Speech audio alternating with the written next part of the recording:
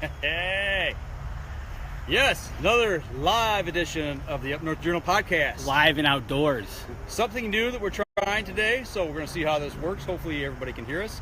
And for those of you listening to the podcast, we got microphones on out here as well. We're doing a little recording out in the field. Right. So bear with us. We got one person that's already chimed in there. I got to assume that is the lovely Mrs. DeFall. I would hope so. So number one fan. We're outside. It's August and it's 70 degrees. Yeah. It's beautiful out here. Feels like fall. It's cloudy, so we don't have direct sunlight, so we're not blinded. Right. So it's kind of awesome. You won't get sunburned. I won't get sunburned. But before we start the show, before we say anything, a big shout out to the people down in Texas. Absolutely. You know, we've got a couple buddies down there, Jason Sacco from Jason Outdoor Adventures podcast over on the Outdoor Podcast channel. Shameless plug there. Sorry, Jason, but big shout out. I think he's in San Antonio, and so is Paul Locke, another one of our listeners down in San Antonio. Man, you guys stay high and dry. They're talking like 50 inches of rain. It's incredible. I mean, it's just incredible to think how much rain those guys are getting, and what's already happened down on the coast as well. Over to Louisiana, and the rain, I think, is heading up Arkansas maybe as well. I haven't watched a lot of weather this weekend. Right now, it's not moving till at least Tuesday. Right, and that's the other thing. You're talking about, how much rain they're getting, and it's going to stay there till Tuesday. Hey, Jim Beasley, who just joined, appreciate you joining us tonight. Great Bowfest yesterday, but we'll talk about that in a little bit. Yeah, we're going to get to that in just a second. But, everybody down on the coast, down in the southern regions down there, stay high and dry. Our thoughts and prayers to you. I don't know what it's like. Never. I'm not going to pretend to know what it's like to be in something like that. But just want you to know that we're all thinking about you guys down there. So absolutely, Charles Byram. He's high and dry in Iowa. Good news up there. So.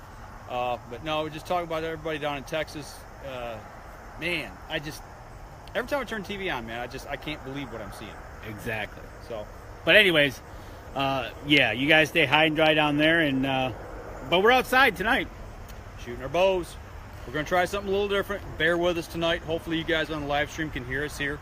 We got the rig set up outside tonight, and we're got a little distance between us, but we're gonna try this and see how it works tonight. Right. For those of you on the live stream. So, if somebody's out there listening, type in there.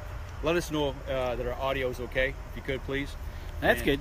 And for those of you on the podcast, bear with us as well, because you're going to hear some stuff out here. Bows shooting and trucks going by. Yeah, we're just going to see how birds this flying. Thing rolls. It's something different that we wanted to try tonight. And we like to do it before it gets like below freezing. Right. Deb says everything's okay. Good. Hey, Jacob Abrams. Hey, man, good. Thanks. One of our fans who's training a tracking dog. Absolutely. So, how's that going? Hopefully everything's going well with that.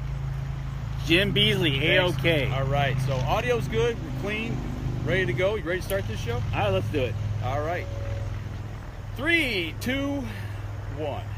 Welcome back to another episode of the Up North Journal podcast, everybody. I'm host Mike Adams. I'm with Dan DeFall, and we are outside the cabin. We are out live in my backyard. We are. We're going to do a little shooting tonight with the bows as well as live streaming. Hey, there goes a goose. Yeah, if you listen closely. Put the bow down. Don't be drawn on. I ain't losing an arrow. All right. I tell you what. What was yesterday like, man? Today's the day after Bowfest. Yeah. First things first. The bow is blessed. He got his bow blessed, so that means you're going to be able to shoot straight? I'm hoping so. I'm hoping on target? The big guy upstairs says, Dan, you did good. All right. I would like to shoot something. Besides foam and paper? Yes. All right. There is no doubt about it. But after yesterday, I tell you what, it was beautiful weather. It was sunny. It was 75. No humidity. And in the morning, you were downtown. I was in Flint downtown working. I had to be to work at 3:30 in the morning. But in the morning, wasn't it not cool giving you that October effect? I was sitting high on a 12-story building. I was on the roof, so let's make it 13. And I was watching the sun crest on the horizon. I was up there before it actually came up, but it was so cool to see the morning star in the sky and watching the sun come up and shine over top of downtown Flint. A lot of bad things have been said about Flint, but I tell you what, I had the best view of the day waking up. It was beautiful. So I got to sit down there and watch, I don't know, a couple thousand people run this 10-mile road race from high above my perch. So it was good. It was cool in the morning.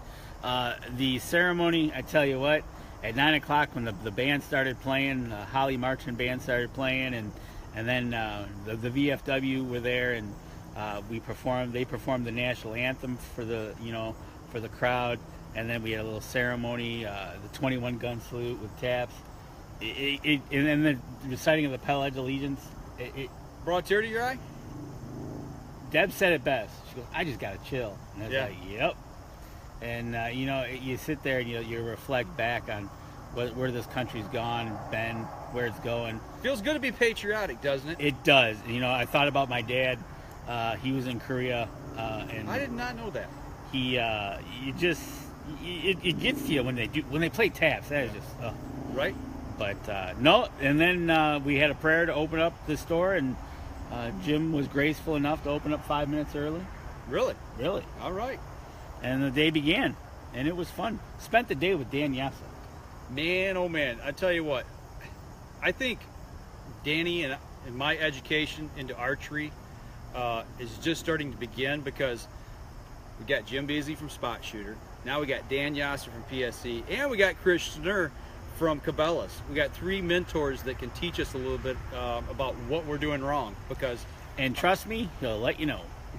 So you've been talking with Dan Yasser quite a bit and working through some things. Every time I picked up my bow, he shook his head. That's not a good thing. I didn't think he shook his head when I opened up my bow case. But anyways, having him there with Jim Beasley and Chris Schnurr, I think our knowledge of bows is increasing every time we meet or every hour we talk. What really gets me is stick and string. These are far from stick and string. And speaking of Chris, hey, Chris Schnurr's on it. All right, he's right there, yeah, buddy. Hey, Dave Hamby, thanks for joining tonight.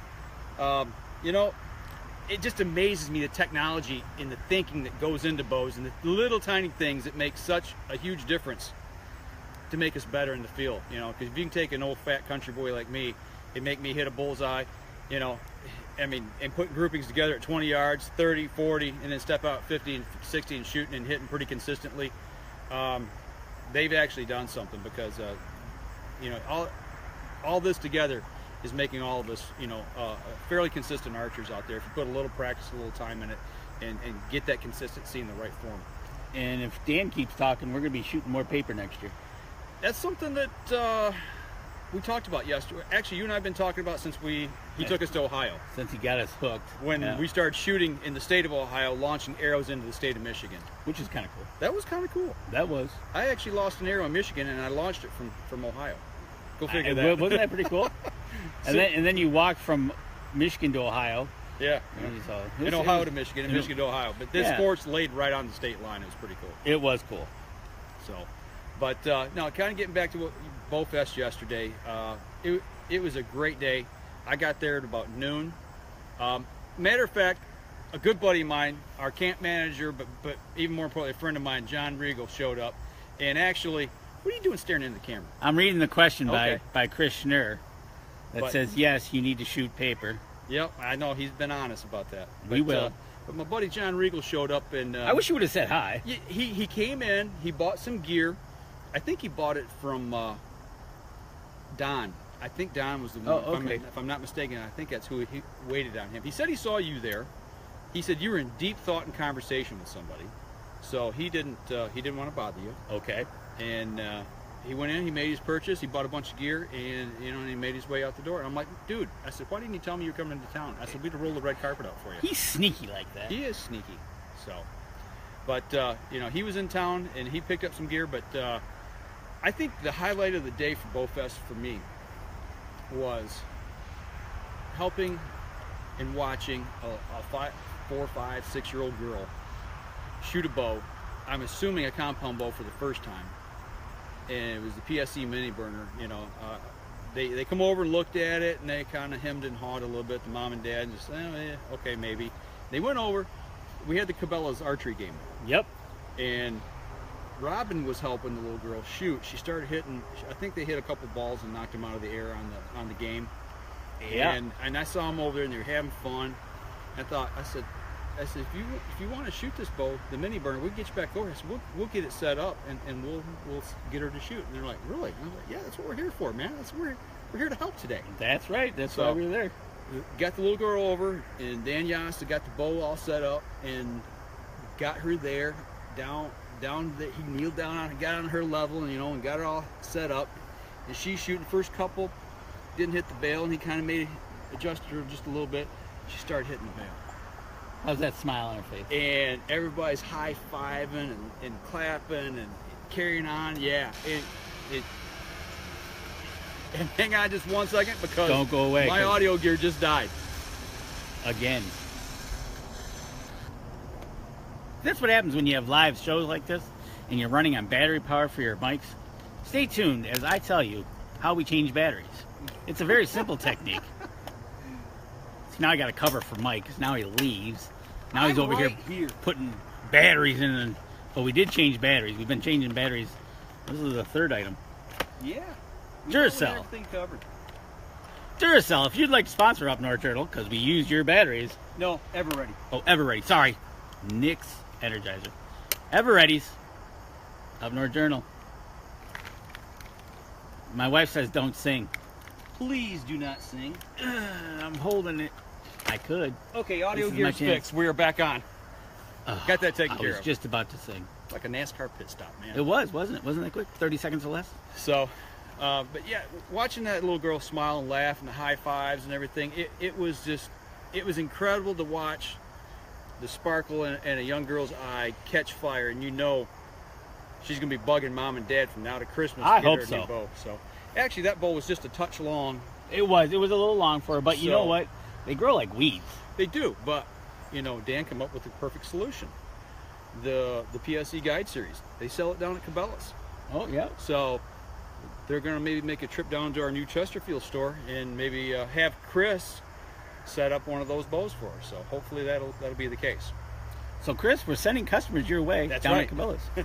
But I think that was really the highlight of my day. You know what? There's nothing better, and there was several kids there throughout the day that just. It's always good to see them picking up a bow, whether it's the archery game or over a PSE booth or wherever they were at, just getting the bug and showing new people how to, new young people, even old people that get a crossbow. They're staying out there, but it's always nice to see them picking up, showing them for the first time. Like you said, when they hit that bail for the first time. It's magical. I mean, I do my little video blog, through the week, Mystical Flight of the Arrow, but I stole that from Ted Nugent. I mean, that's his line, it's not mine, but the Mystical Flight of the Arrow, that it's truly mystical and magical when you can put a stick on a string and connect it to another stick and launch it and hit something right at distance and hit where you're aiming. I mean, there's just something that's magical about it. Magical and mystical, man. It's in our DNA, to get out and hunt and shoot things. And we always say this time and time again, but when they come back and if they have a story to tell, and as they tell the story, the smile just gets wider and wider and wider. Right on, right on. You can't beat that at all. Well, and maybe one day, because we put that spark in that little girl's eye to shoot archery and give her that opportunity, and Dan helped her and coached her through that. One day we might be reading about her at the Olympics. You never can tell. It might be out shooting Dan someday. Yeah, you just don't know where it's going to go. Right, exactly. So speaking of out shooting people, you and I had a little challenge yesterday. We did. Yeah. How did that turn out? We tied. Yeah, we did. I'm just giving him a hard time. He tried, but we tied. We actually tied. Yeah. We went to the archery game ourselves. Yes, we did. We had to prove a point. And we proved that we're pretty much equal. Right. We're both idiots. I won the first one. He won the second one. And on the third round, the rubber match, there's 4 balls, and we each got 2. Yeah, so it worked out. It was good. Did we not have a shoot-off after that again or not? No, we didn't. We only shot 3 times. We called it a day. Okay. We didn't want to get embarrassed. Well, I tell you what, we're bumping up here on our first break. Why don't we... I'd say we'd step outside, but we're already outside. And we're going to take our first break while we're here. We come back, we're going to do a little shooting, and we'll be talking, and you guys can watch us shoot. And I don't know. I don't know where this is going to go. I don't know. We're just going to try this and see what happens. But we're just going to do a little shooting here. We're going to take our first break. We'll be right back after this. Trying to go through everything Dan taught me.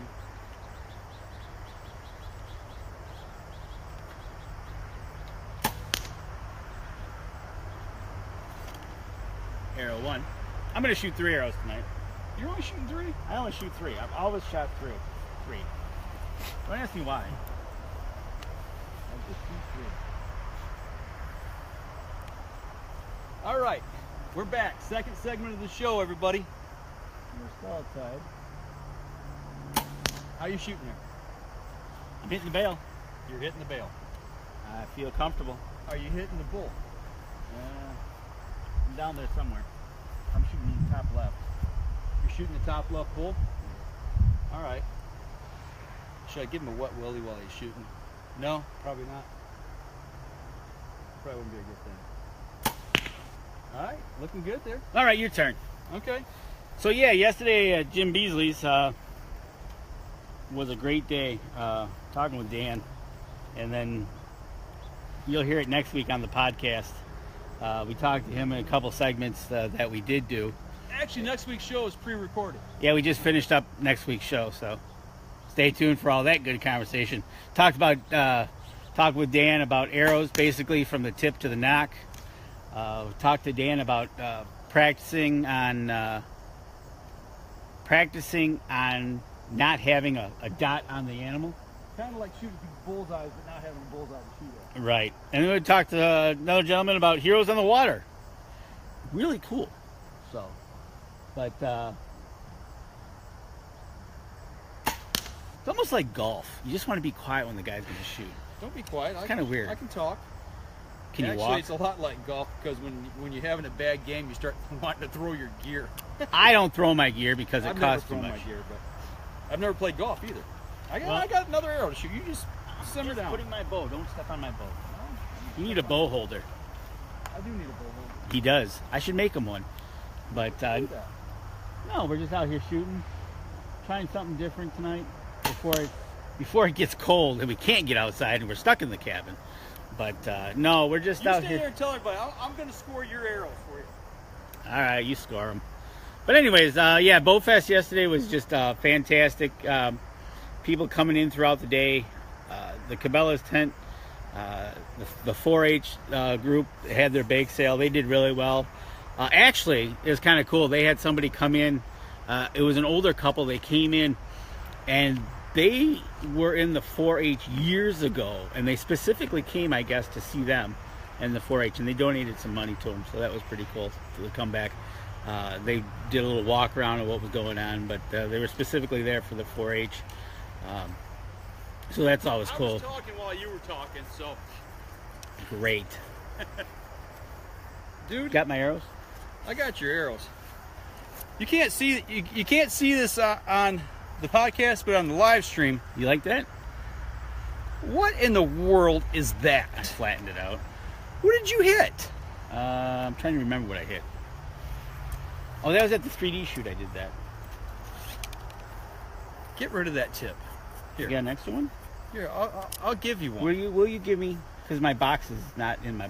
I'll give you one of yours back that you loaned me at one point. Probably. Oh, you did. Remember at the when we were down in Ohio. Oh, there you go. So you talked over me as we talked. Yeah, I was giving you grief down there. Oh, good. But I was telling people about the 4-H. There was an older couple that came, and specifically for 4-H, right? That they dealt with 4-H years ago. Oh, okay. So it was kind of cool. They made a good donation to them, and nice. Watching the kids shoot the archery game is always cool. How did they do at the booth? Did they get I haven't heard the final numbers, but they were doing good at one point. So. Okay, they're hoping to make enough money to buy all their paper targets for the year. Yeah, they're hoping. They did really good last year, and they ended up buying 3 targets last year. They're hoping this year that they make enough money to get all their paper targets.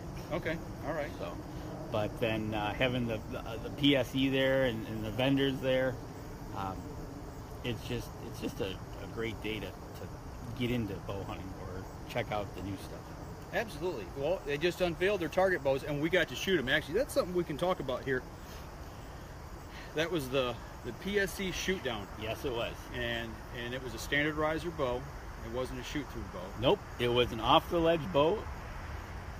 What did you think about it? Oh, yeah, awesome. Evolved cam system. They've got something. This cam system is so smooth that it's just, I don't know. I really can't put words to it. Then they put it on the target bow. PSC Evolved cam system. It was a really cool green. You know, I've never ever shot a target bow before. That was the first time I ever shot a target bow. Okay. And I was blown away at the way it felt.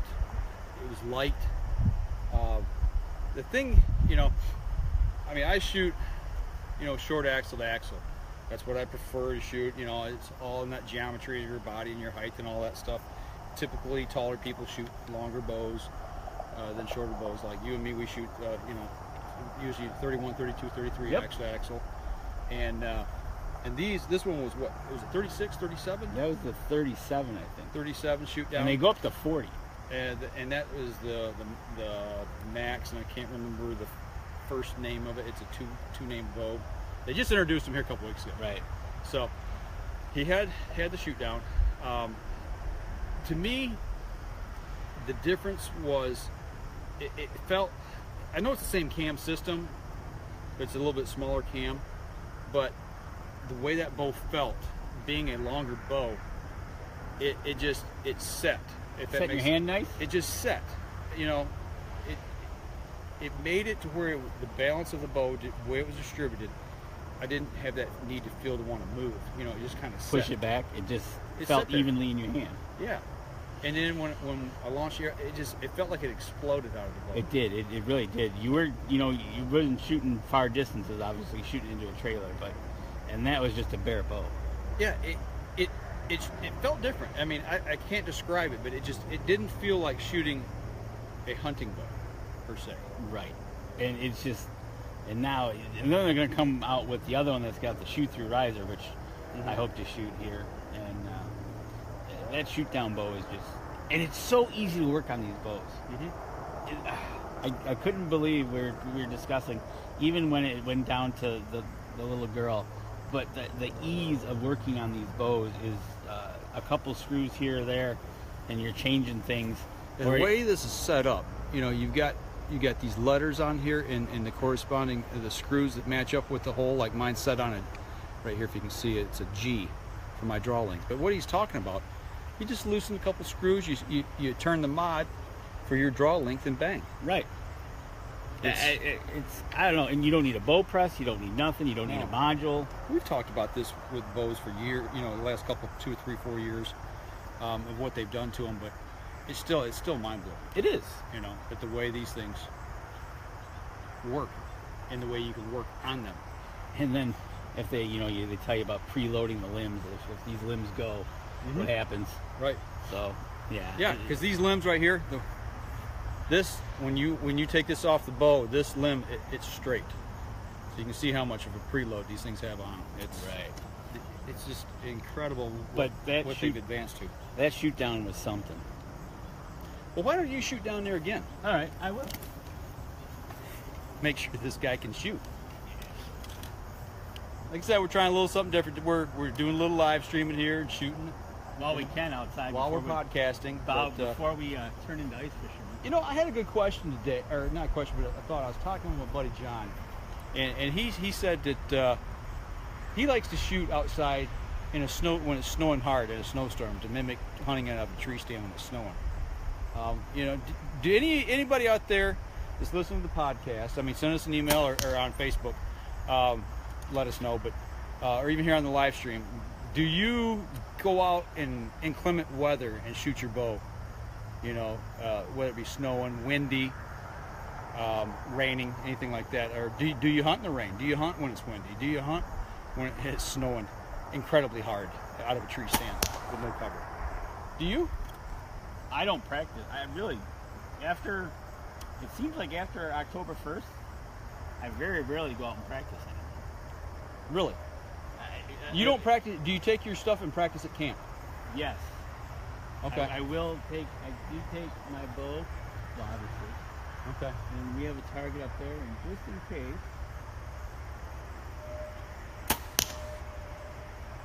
case, I sling a couple arrows, especially if I'm traveling 8 hours, Right. and I don't know where my bow's been. But if I get a chance, I usually shoot it at we got a 3D target up there, and Okay. make sure it's still on, or I take a bag with us. Yeah, I've got a bag just like that yellow one there. The good one, not the bad one that was blowing the center out of. It looks like it's throwing up over there. I don't know if you can see it or not in the live stream, but yeah, I've got another bag like that at camp. Okay. I keep it in my room, and I take it out and I'll shoot. You know, make sure everything's still on, or just kind of get that Right. form back. You know, make sure everything's rocking along the way it should be. So, Why don't you shoot? all right, I'll shoot. You know, and speaking of shooting while we're up there, always on windy days. Oh, Chris shoots constantly during the winter. Indoor or outdoor? Indoor. Yeah, Indoor. yeah. But anyways, Put your coat on and your yeah. snow boots. he's shooting that paper. It probably melts in the winter. Right. Another thing is, do you guys, anybody out there, before you go on a hunt in the morning, especially when it's getting cooler, do you guys stretch or anything? Or maybe when you get there, you get into your stand, do you stretch? Do you practice? Do you pull back your bow, make sure everything's good? It's a good question.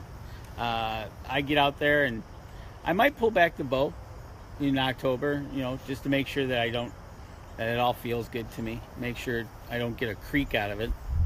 Do you ever pull back on a deer that you don't intend to shoot to see if you can get away with getting through a draw cycle? No. You don't?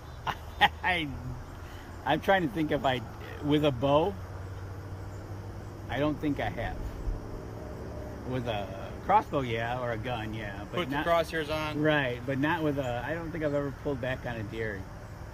It's just way too easy to pull the trigger. Well, you got to make sure your hand's behind the trigger. I know, but I can't shoot anything anyway, so it's like... Well, that's my point. If you can go through that draw cycle, can you make the draw? I think I'm afraid to give away my spot. You don't. Well, that's true. If you too. get busted... Well, that's why you got to be good. Well, Just you got to be wondering. good. No, that's a good question. You know, because we're out here shooting flat.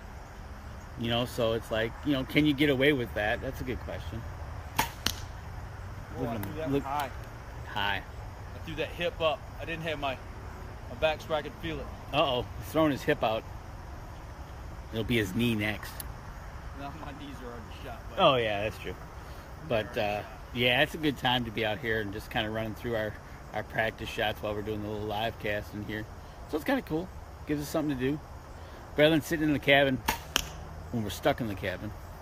All right, can I go get the arrows this time? Yeah, don't laugh. Don't talk about me. I won't. I'm going to have to keep an eye on him because I know he's going to be saying something under his breath back there, making fun of me. So, Jim Beasley, always on a windy day. Yeah, I remember Jim talking actually when he was shooting. I believe you said it was at Nationals, and the wind was blowing so bad you guys were having to aim almost like off the bail to make your shots. It was blowing. It had such a hard crosswind blowing. Don't be talking about me, Danny. I told you I shot high. Hey, and we're both shooting zombies tonight. Oh, you are shooting zombies tonight. Yeah. Okay. I'm shooting zombies of last year, and you're shooting zombies of this year. Okay. Right on. Black Eagle zombies. Yeah. Nice. So, other than my one errant shot there. You did good. Okay. Yeah, we're there. Killing deer. We're definitely killing deer. All right. No doubt about it.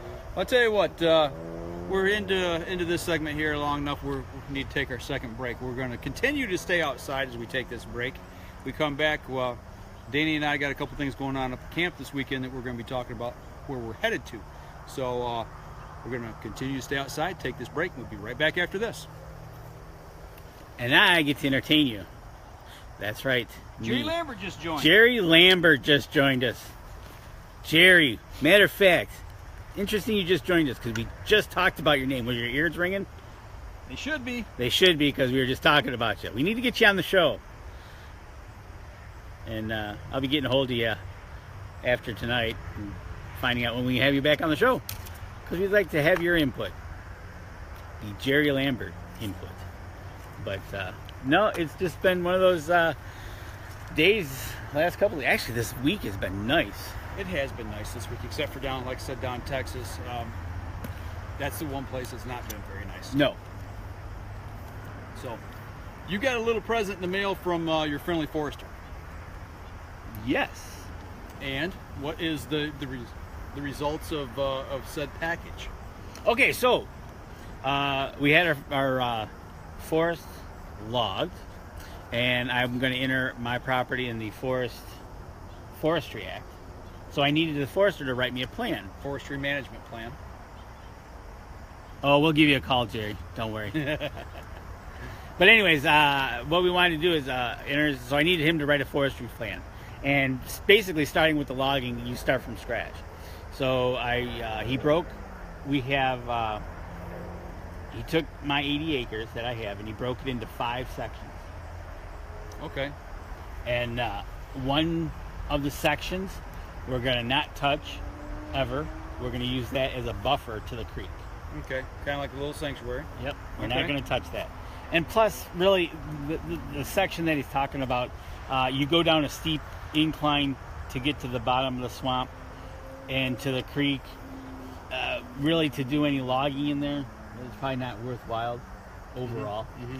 And then he broke the other 4 up into different sections. 2 of the sections are standing still. The other 2 are practically clear cut. That's what you've already worked on for this Right. this last cut. Okay. Right. So he select cut the whole property, really. Mm-hmm. Clear cut some. What he did in select cutting, he went through and he cut all the crooked trees. Okay. So everything's now straight and good for upcoming when we have to harvest again. And they're good for tree stands. And they're good for tree stands. And then from there, he said the plan is a 20-year plan. Okay. So it's good from 2017 to 2037. Okay. And basically, in the management side of it, I don't have to do anything really until 2030. Okay. So you get between now and 2030. Right. And then when we get to there, we're going to go in and do some select cutting. On one of the sections? On one of the sections. Actually, or both of the other 2? Both of the other 2. And the other is 2030 and I think 2040 are the scheduled dates that would have to be more logging. Okay. And that's about 20 years out, a little Right. over 20, right? And that's almost about. See, we had the property logged in 89, 90, Mm-hmm. so just about that time. Gotcha. But so hopefully this week I'll finish that up and I'll be in the forestry program. Hopefully by September 1st. That's good. And what does that give you being in the forestry program? What that does is it helps you out on the tax side of it. It cuts your taxes by 40%. Now, if you ever leave the plan, you got to pay back taxes to that with penalty. With a penalty. Right. So once you get into it, you got to follow the plan. You got to adhere to it and don't leave it. Right. And the plan can change at any time. You talk with your forester, you keep them involved. And that can, if you come up with ideas to do more. And this is, for 80 acres, it's 88 pages. Wow. And he's got everything in there from how to build a road, if you want to put a road in, to plant species, to if you start looking for what to look for, other stuff. Right now, in the report, it says that we don't have no oak wilt or budworm. Spruce bud? Yep, don't have any of that right Wish now. I could say that. Right. So as of right now, there's nothing on the property. Fish-wise, everything's all set. Don't have to do anything with that. But yeah, you just have to follow the plan now, and you get 40% off your tax. It's a great way to build your habitat, manage your habitat, do something and give back to wildlife, and be a conservationist. But it helps you out in the long run because you make money off the logs, so that puts revenue in your pocket. And also you get a tax break, which keeps money in your pocket instead of it coming out. So it's a win-win-win, for anybody out there that's considering this. You got a big enough piece of land. And what's the requirement? I think the minimum is 20 acres. 20 acres, that's what I was thinking. Yeah, I think the minimum is 20 acres. So if you've got 20 acres and like the little tax break, Right and on. it really, looking at the plan, if you've logged it, Mhm. you're basically starting from scratch. So I really don't have to do nothing for at least 13 years. So Right. it's not really a hard plan. Right. Now, if you have other acreage that maybe you wanted to start cutting, and you can do it in increments. So I think you're doing it in increments. Yeah, we are. Actually, our cut right now, due to what happened last winter with the early thaw, they had to pull out of our property early. So our cut's not completed yet. They were supposed to be back in here in August, but because of the weather and the amount of rain that they've had up in our area in northeastern Michigan, they're actually behind.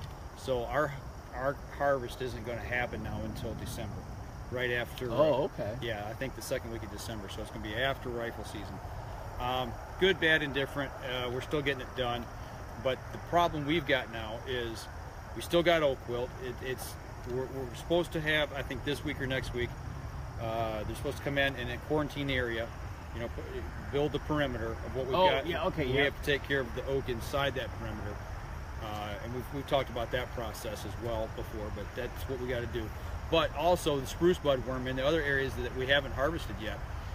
It's almost like they kicked it into high gear and working overtime. These little bugs are really going to town and killing trees, And it's like, okay, so if you're thinking about, well, I don't want to cut my trees down, it's just not for me. Well, it may not be for you, but you got to think about, well, what happens if we've got these bugs coming in, these diseases that are taking and killing your trees, and then you're going to wind up with matchsticks sticking out. Okay, so that's exactly what also the plan is calling out.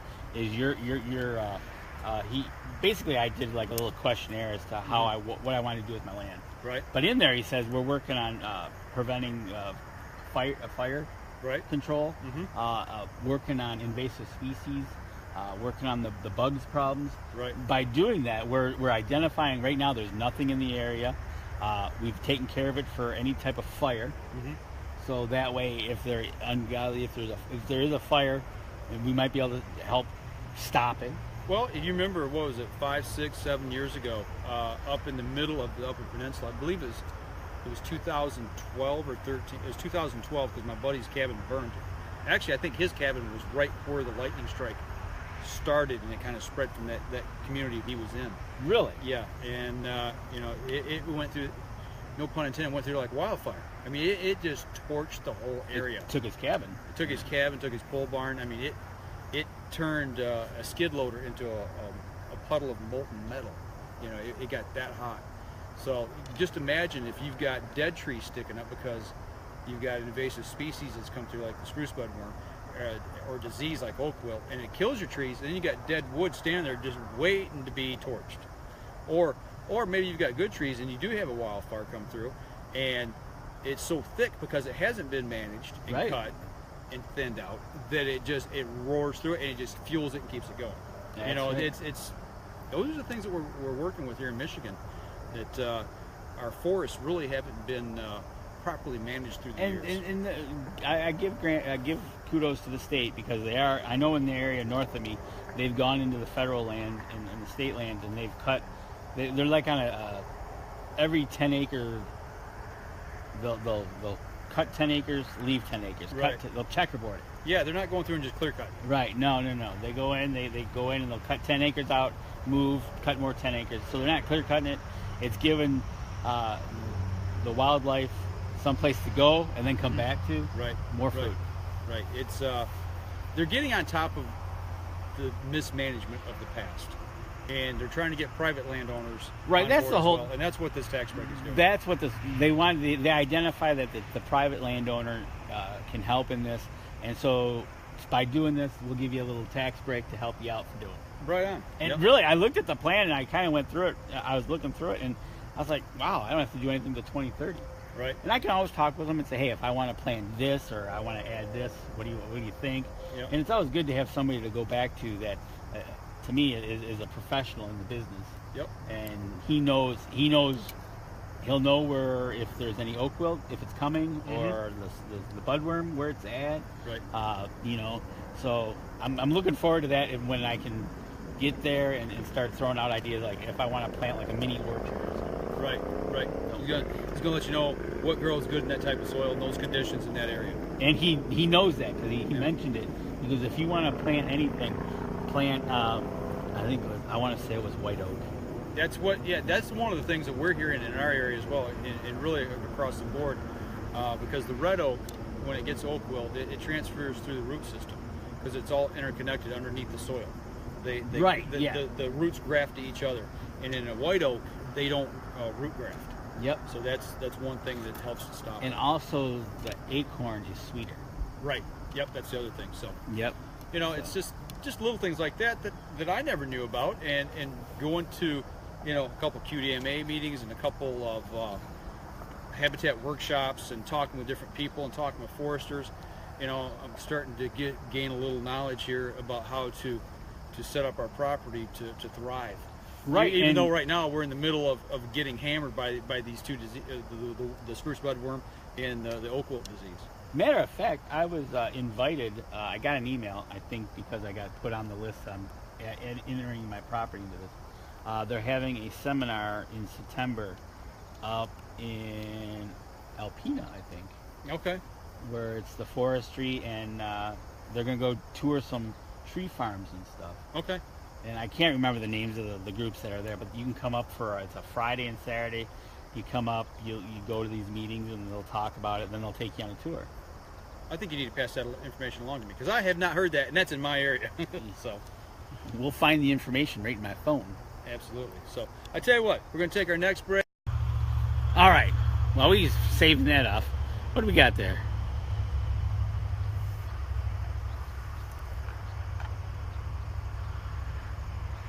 Oh, Dan Yassa's going to freak because of the motorcycle roar of the motorcycle. Oh, he's hearing the. Oh, that's right, because he hates hearing things clanking and ticking in the background. Oh, that's right. Oh, yeah, you're right. Now that I remembered that. I do remember him saying that. It's natural. We're by a road. We're out in the middle. We can't be in a soundproof booth. Right. Okay. All right, here we go. That's a good one, Chris. 3, 2, 1. All right, we're back for our last segment of our outdoor podcast. We're an outdoor show. We need to do a show outdoors every now and then. So, one thing one of the people on the live stream just brought up is our PSC guru and rep here in Michigan and Ohio, Dan Yassa. He listens to a lot of podcasts, and he hates when there's all these little extraneous noises in the background. So, all birds in the area, be quiet. All cars, all trucks, motorcycles. Stop it! Everybody, be quiet. Okay. So Ashley and him are laughing right good. Now. That's good. So, Dan, we've told everybody to stop. So after this point, it's not our fault. That's right. Can't blame that on us. And Chris pointed it out, and Ashley pointed it out to us, so we told everybody to stop because of you. So, but anyways, I was invited to that, but I am going up this weekend to put in some food plots. You are. What are you planting? Okay, so being this late in the year, and really, I'm just starting out. These are brand new 2 tracks, roads that they plowed through. Actually, they got a bulldozer, and these are the landing areas for the logs. Okay. So they bulldozed them, and it's freshly turned dirt, I think. Okay. Till this day. So I said, you know what? I got some soil samples done. I'm going to go up and do some fertilizing. Okay. And then I'm going to plant. Actually, I'm going to do your thing this year. I'm going to do the winter rye. Okay. And I'm going to get some red clover. Okay. It's not the mammoth. Okay. I don't have it. All right. But I am going to do that, and I'm going to get that, into the ground this weekend. Mm-hmm. I got some other stuff too that I've had for a few years, just some odds and ends. I got some climatize from you.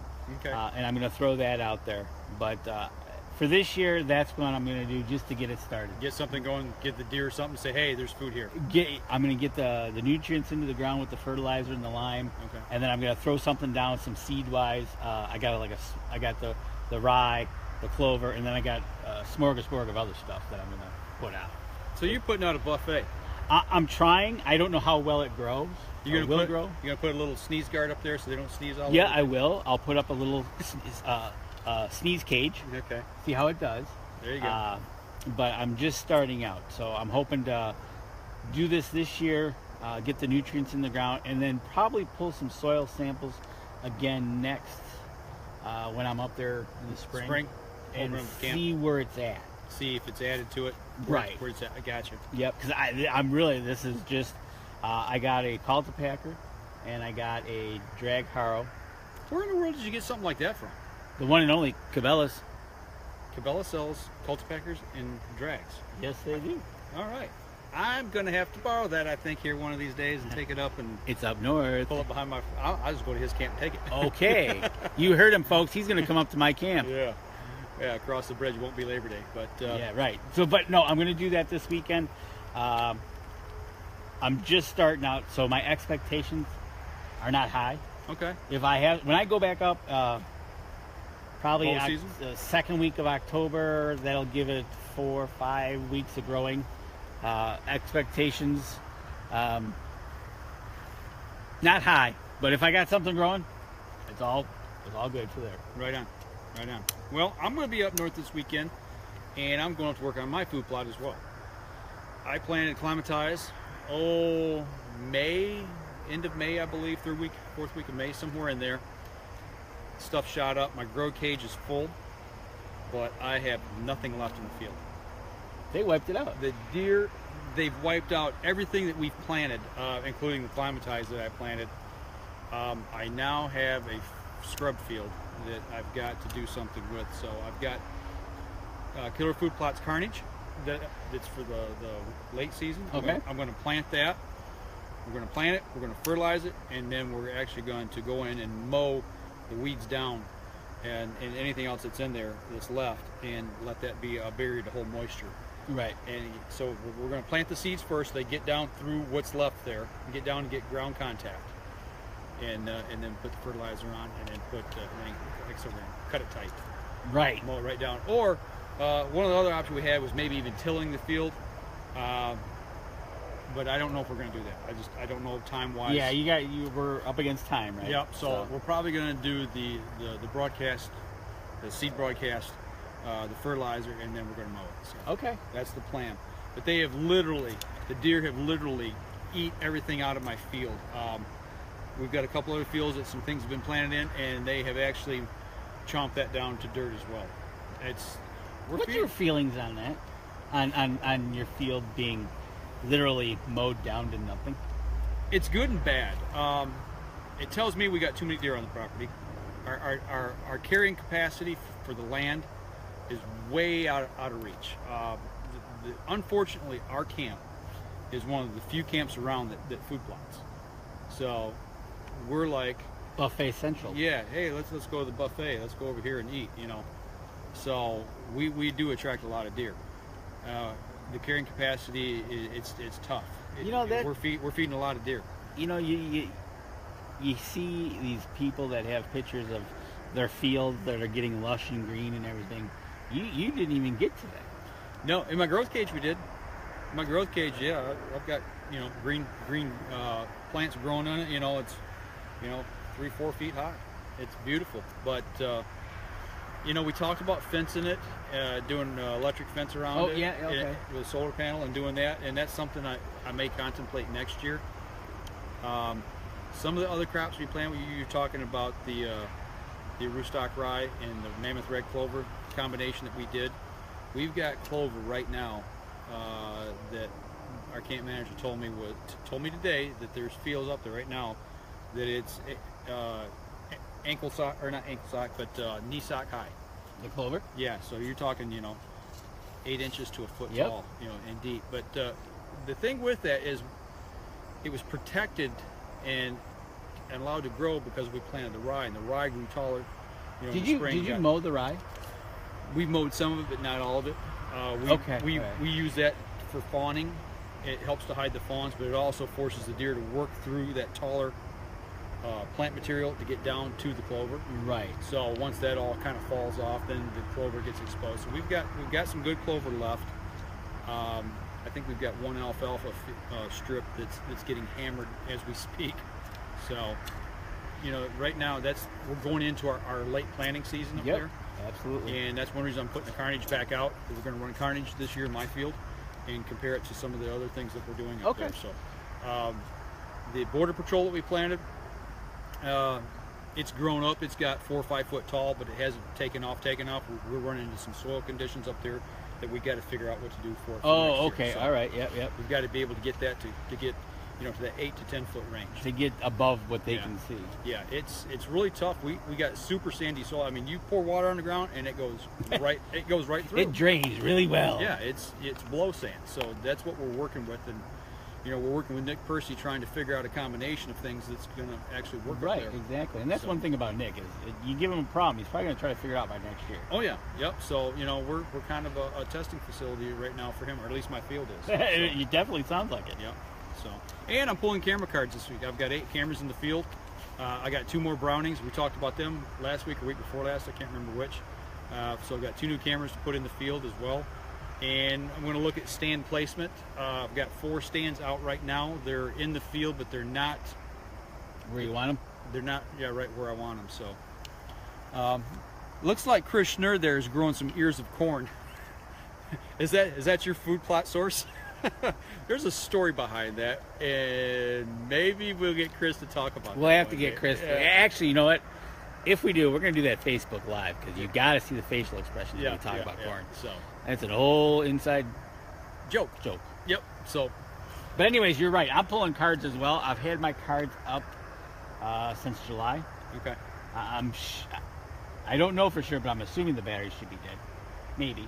I don't know. It depends on how That's active. something I really don't have an issue with. I run lithium, Energizer lithium batteries. I mean, we joked here at the beginning of the show talking about a battery dying and had to swap out batteries.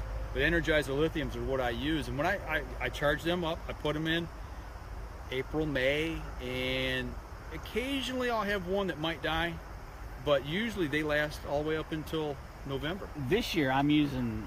I got them last year, the Cabela's cameras. So I'm expecting them to still.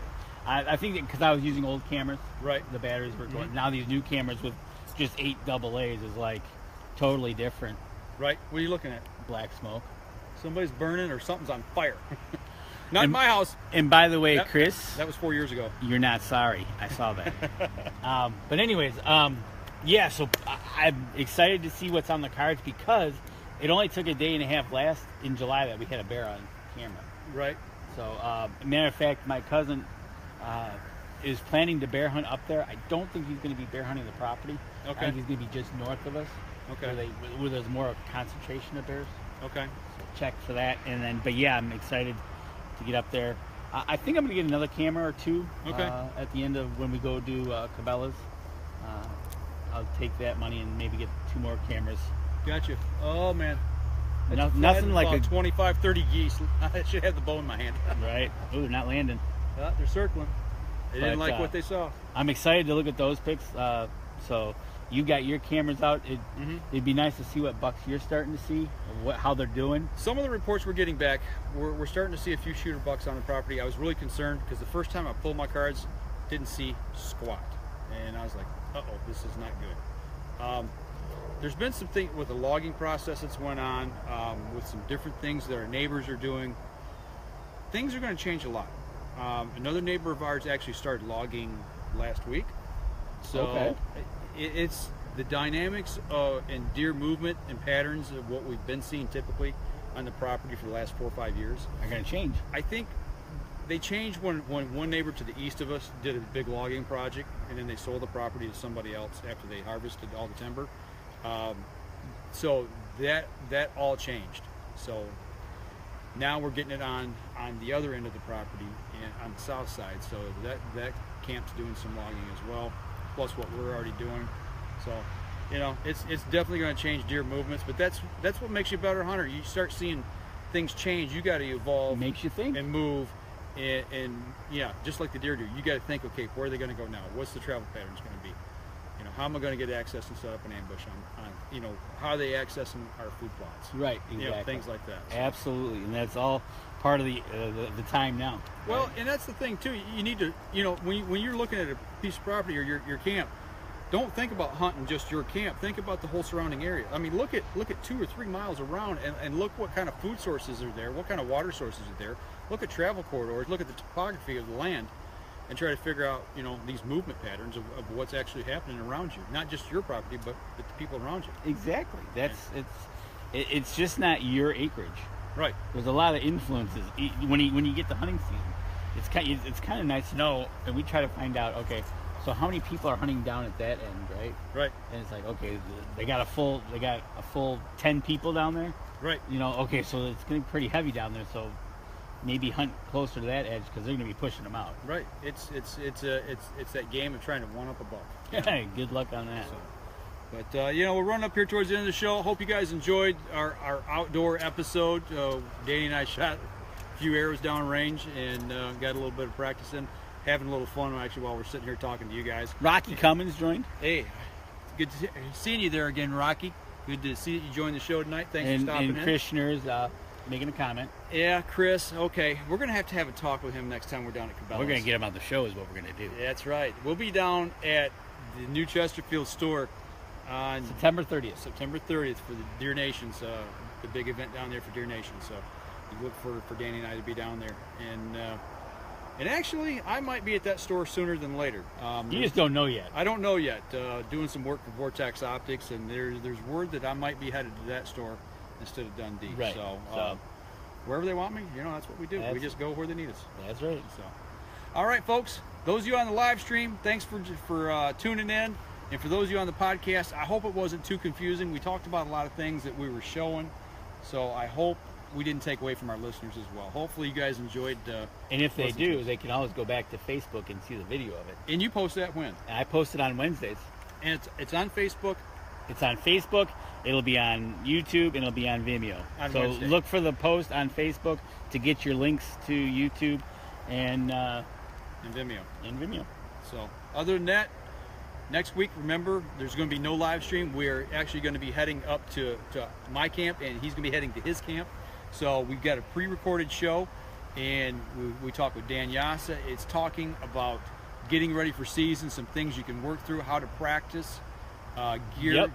Talking about arrows from the nock to the tip, talking about how to set things up. And we also got an interview with a gentleman who is helping Heroes on the Water is the group that it's called, helping our military and our EMT guys, our firemen, all our first policemen, responders, all first and, responders get out on the water and have a fun day fishing here in southeastern Michigan. So you don't want to miss that as well. So anything else? Nope. See you in 2 weeks. Have a safe Labor Day, guys and gals. Get out there, get in the woods, get in the water. Whatever you do, as we always say, shoot straight and be safe until next week. And for those of you on the live stream, give us your feedback. Tell us how it was. Because we're out of here. And we'll see you live probably in 2 weeks.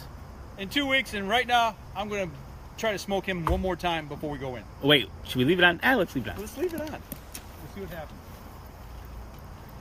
Hopefully no geese fly overhead while Danny's shooting. You notice how it's getting darker and darker earlier? It is. It is 8 o'clock on the dot, and the light's already dropping. And it's no eclipse either. That's something we didn't talk about, was the eclipse. We haven't talked about that yet. Can you even see the target from here now? Yes, I can. Dead bullseye. That's the best shot of the night for me. No word, nothing? I don't know. You're not talking? You're just letting your arrow do the talking? I'm just shooting. All right. All right.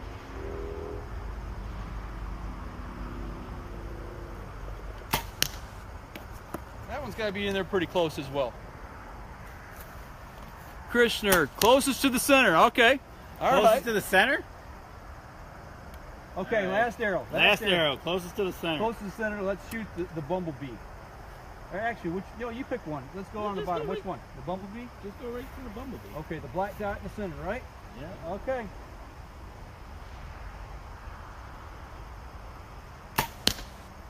I think I hit him in the tail.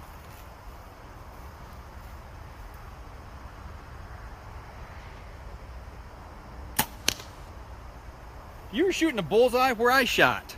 Okay, Chris, since you called the challenge, we're going to take you down with us and show you, okay? Here we go. Let me flip the camera around here so you can see. Be no line here.